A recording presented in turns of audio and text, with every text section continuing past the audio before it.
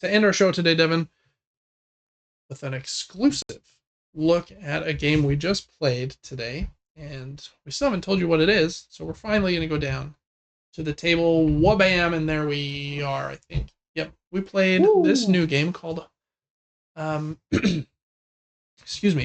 Ironwood. This game is from Mind Clash Games, and it's a 2-player game where one player plays as the Ironclad, and that's what I played today.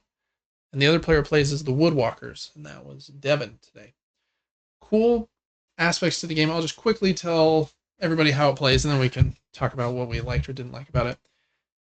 You play on this board. The Ironclad faction is already here. They have established a forge in the center area, and they have control with 3 of their dudes or warriors on each of the 3 inner mountains.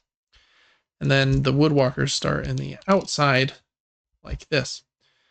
And the Ironclad will be moving their mine around to mine a bunch of these blue crystals.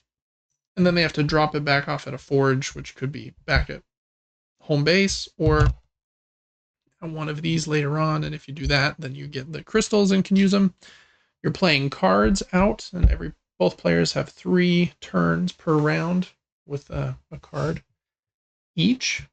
The Woodwalkers are trying to attack the drill to steal the crystals and not let the Ironclad get too many.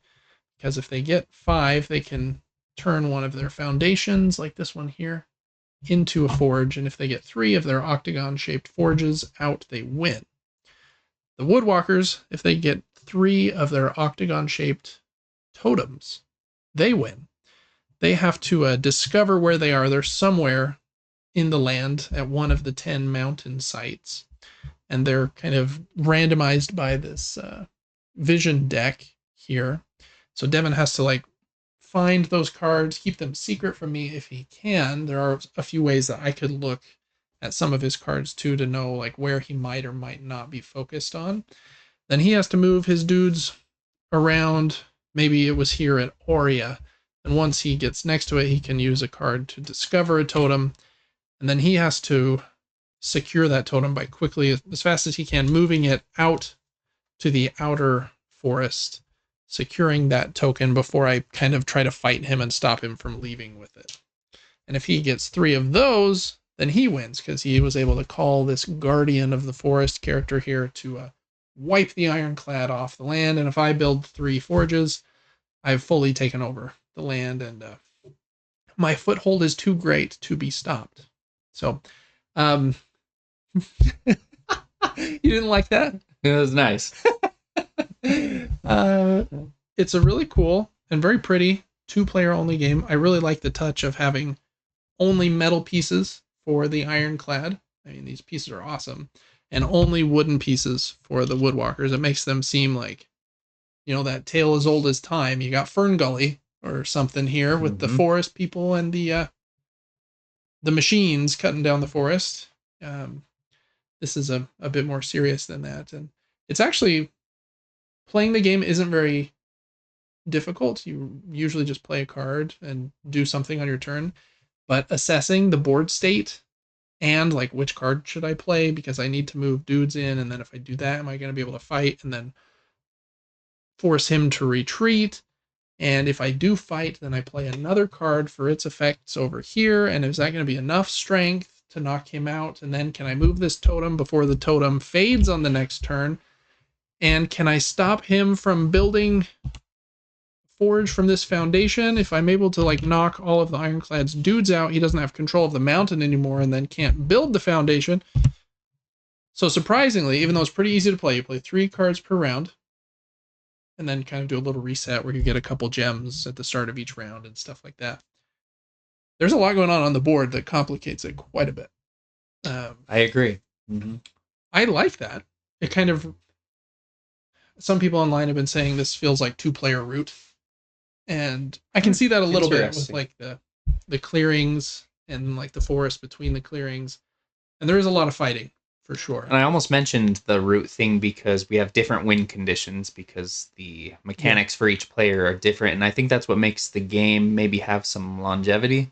Yeah. You could play it multiple times as different factions. Well, just between the two. Yeah. But as a first time play, it was interesting because I didn't really understand his mechanics for the Ironclad. Mm-hmm. And so when he was moving, I wasn't 100% sure what he was going for. And I got caught off guard a few times, and he let me go back on my turns and change some things.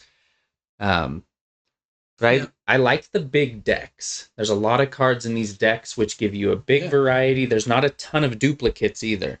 No, there's some cards that are in there twice, but a Yes. lot of them are just singles. And so when it's coming down to it, you're like, oh no, I think I'm going to lose this game. But wait, I just got this card that's a passive effect for multiple rounds. Or I got a card where I can instantly take some of his troops off the field and I get a pick from where.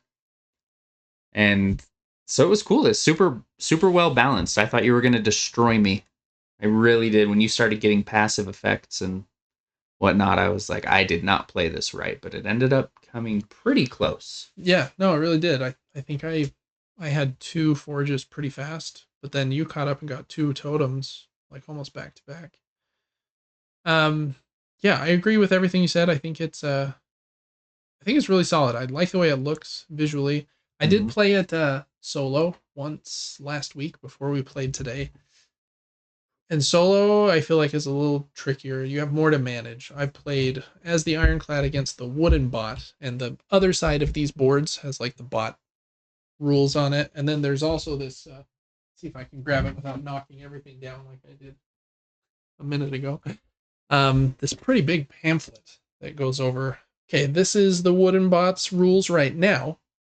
But then at certain points, there's going to be a totem on the board, and so they bloop, become exalted, and now their rules change. So you've got basically a double-sided pamphlet just for playing against them. Then when you're playing the wooden warriors and playing against the ironclad, you use the inside here, and it talks about their actions there. So I thought playing against the wooden bot, the administering the solo bot was a bit cumbersome. So I don't know, maybe that gets better with more plays, I but would imagine if this has a tabletop simulator, playing one player would be much more enjoyable because it would do some of that monotonous yeah, if reading. someone's made a scripted mod that would do the logic for you, that would be really fun because then you're just focused on yourself. I was making my moves pretty fast, but then I was confused on how to make the other dude's moves that I didn't want to care about.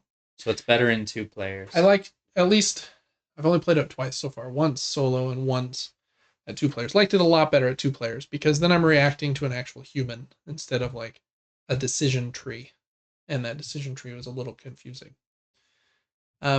Yeah, I really, really like it. I think the cards are cool, and some of them, like Devin mentioned, can be very helpful in certain situations. There was a point over here when Devin like had a few dudes on. I think there was even a totem there, or there was about to be, or something. And I got a card that let me put a white marker on his dudes, and that just wouldn't let them move for the rest of the round, Mm-hmm. which was kind of crazy. And then I think Devin did the same thing to me on one of the mountains. Um, I've only played as the Ironclad, and I really like playing as them because I feel like they're kind of the bad guys, oppressive force in this game, where you're like drilling around with the drill, getting crystals, and it seemed like it was easier for me to get cards. At least earlier in the game, I had a lot more cards than you did, You had a lot more troops than I did and I had a too. lot more troops. I feel like it's easier for them to get troops out because every time the drill moves for the second time, you get to leave a troop in the spot you just left. And it's just a So new one. it's just a new troop. That's Um, crazy. so that helps a lot to leave troops behind. Um, and I feel like they move around easier because you're going to move them as a grouping, Mm-hmm. right? This is one movement to move these four dudes to Arya, where that would have been four moves for the other faction. So I'm not sure. I feel like most of the forums I've read online have said that the Wooded Walker seems overpowered. But Oh, from the two plays that I've done, I thought the Ironclad seemed overpowered. So now I don't know what's going on. yeah. I think a couple more plays might tell you Mm-hmm. because I didn't have a strategy the first 50% of that game and really wasn't going toward much Yeah. except fighting. Mm-hmm. And I think if I went for my objective quicker, maybe I could have won. Maybe. It was tight. There at the end, I mean, you were a turn away from winning if I hadn't won because I think, right? I think you were a turn or two from. You needed to Yeah, discover maybe a another round totem. or two away. It's maybe Yeah, 3 to 5 full turns. yeah. But if you had been able to stop me one more time, like wiping my dudes out, Or taking then your crystals. yeah, then that would have slowed me down enough where you had time to do Mm-hmm. those 3 turns or whatever. Yeah, all things considered, it was close. Mm-hmm. The game is well balanced. Yeah, it seems like it. I feel like the Woodwalker, at least for my brain at this point, seems harder to plan or play as. I don't know though. Maybe not. Yeah, all the woodwalkers start on the edge of the map and they're unusable on the edge of the map. So Right. you You must can't. move them You all have to move in. inward before they have any function. Mm-hmm. And that's a strange mechanic. Yeah, it is hard to get inside. I wonder if like people move more around the outside before they go in. If Yeah, that's like a maybe. smart play. I don't know. I do like the golems as like the big warriors but they're hard to get out. Like this card that let me put out a golem, you have to remove a regular dude in order to put him out. Or there was another one that costs a couple crystals, I think, to put out some. I really like the art on the cards is really cool. The board art I really like too. It reminds me of Princess Mononoke. For Mm. some reason, I get that vibe from the forest spots. Um, and even from like the little towns here. It just reminds me of that movie for some reason. But then I look at a card and I'm like, oh, it's not like that really at all. But I like the way it looks. It's a very pretty and cool game.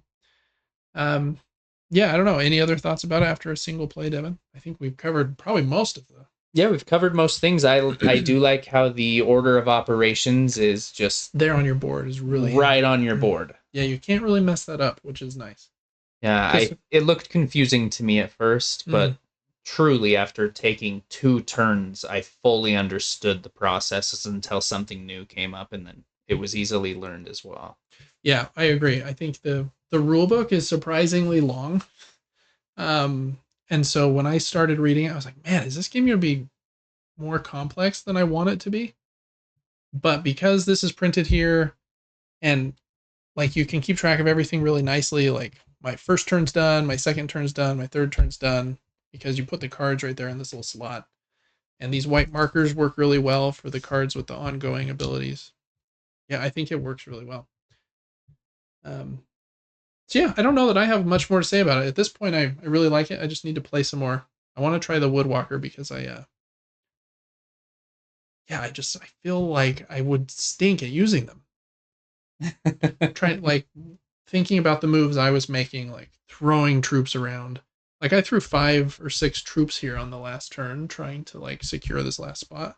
I'm like, how do you keep up with that as the other faction when you can't move that quickly? You had some cards that let you move like 5 dudes, but 5 dudes for you is like, I don't know if there were 5 here. It's like, okay, well I can move one, and you can't ever move a guy more than once in a turn, so Yeah. he's done.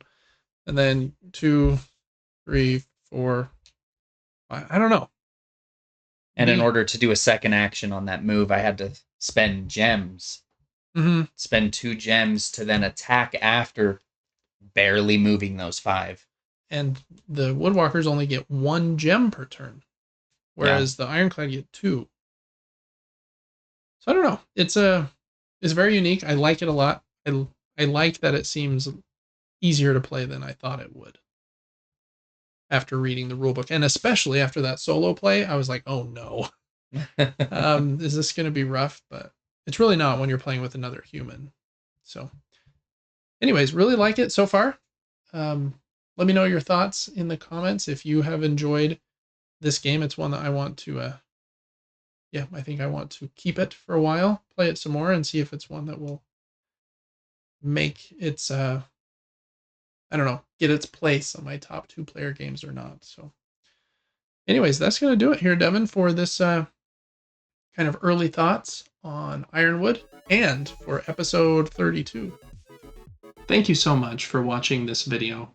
As most of you know, gaming top down is an independent endeavor. I don't accept money from publishers for previews or opinion related content. But there are a few ways that you can support the channel and help me keep the lights on. Liking this video and subscribing to the channel helps me to grow. If you're thinking of getting a game that I covered in this video, please click the affiliate link in the description of this video. It helps to support me and doesn't add any cost to your purchase.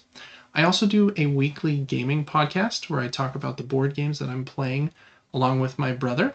You can check that out on Apple's podcasts and on Spotify. And you can also get that podcast 3 days early over on our Patreon. You can follow the Patreon at patreon.com/supergamebrothers completely for free. But if you do support us over there, you get some extra perks like being able to write into the show, getting early access to the show, voting on the games that I'm going to cover and review, and lots of other fun stuff. Thanks so much for your support, for liking and commenting on my videos. You really are what helped keep the lights on for me. Thank you.